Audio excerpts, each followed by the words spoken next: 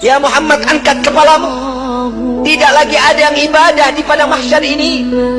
Mengangkat kepala, lalu sujud lagi Allah di hadapan Allah. Nabi Muhammad SAW diangkat lagi. Wahai kekasihku, angkat kepalamu. Sudah tidak ada lagi yang ibadah dia di padang mahsyar ini. Tetap Nabi mengangkat kepala lalu sujud lagi kepada Allah. Sampai terakhir, apa yang kau inginkan wahai kekasihku? Ya Allah, selesaikan siksaan padang mahsyar.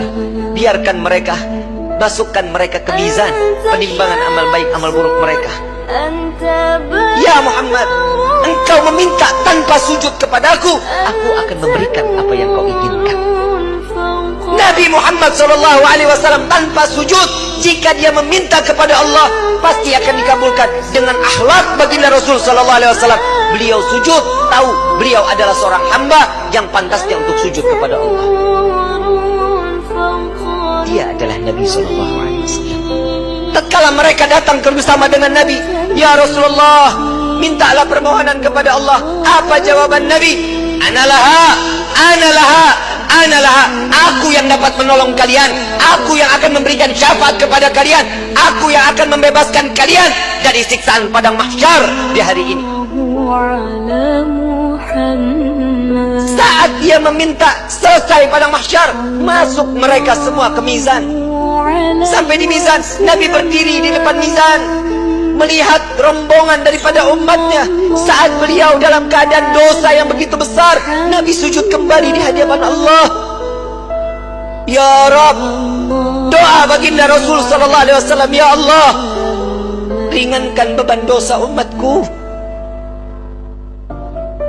beratkan pahala mereka, ampuni dosa mereka ya Allah.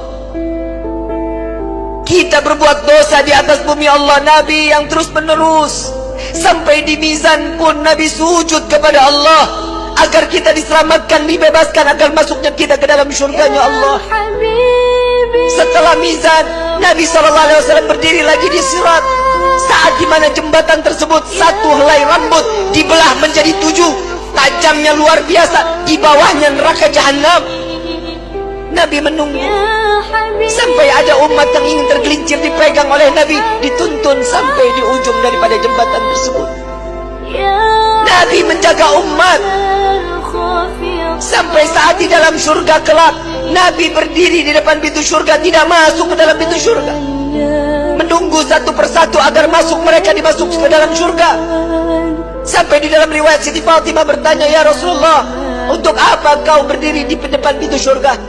Aku menunggu umatku. Jika satu yang tertinggal belum masuk ke dalam surga, maka aku tidak akan pernah masuk ke dalam surganya Allah. Huwa Muhammad, dia adalah Sayyiduna Muhammad. Sampai di dalam satu riwayat lain, Rasulullah izin kepada Allah melihat daripada daftarnya, umat satunya belum masuk ke dalam surganya Allah. Nabi berbincang kepada Allah, ya Rabb, izinkan Muhammad untuk memeriksa neraka. Sampai beliau masuk ke dalam neraka, mencari umatnya, lalu setelah itu diambil, lalu dibawa masuk ke dalam surganya Allah. Dia adalah Sayyiduna Muhammad. Dia adalah pemimpin kalian. Dia adalah Nabi kalian. Dia adalah Rasul kalian. Tidakkah kalian malu tatkala kalian berbuat dosa di hadapan Allah?